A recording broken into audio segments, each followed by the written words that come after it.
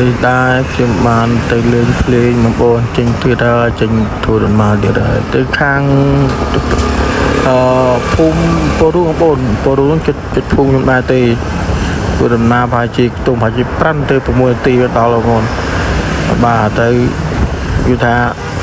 ចិត្តចាស់ក្នុងស្រួលបងប្អូនស្រួលមែនទែនចិត្ត10ម៉ោងលេងទៅក៏បានដែរបាទ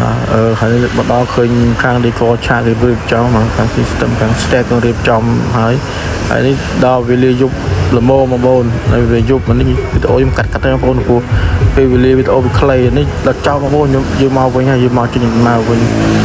ពេលជប់ជ្រៅបងប្អូនស្ងាត់ណាស់បងប្អូនព្រោះ51ឥឡូវវាស្ងាត់មែនទែនមកហើយហានិភ័យច្រើន51ឥឡូវផ្លូវជាតិយើងនេះហើយ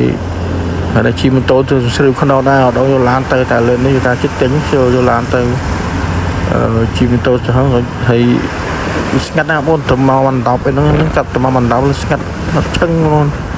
ហើយនេះម៉ូតូមុខខ្ញុំគឺម៉ូតូខាងដៃតបងប្អូនហើយយើងបានធ្វើដំណើរទៅលើផ្លូវជាតិហើយយើងជិះលឿនណាស់បងជិះមួយព្រោះអីព្រោះលឿនពេកក៏ហានិភ័យឥឡូវបងប្អូនព្រោះឡានក៏លឿនតែអញ្ចឹងសុខភាពយឺតមានសុខភាពចិត្តបងមានយឺត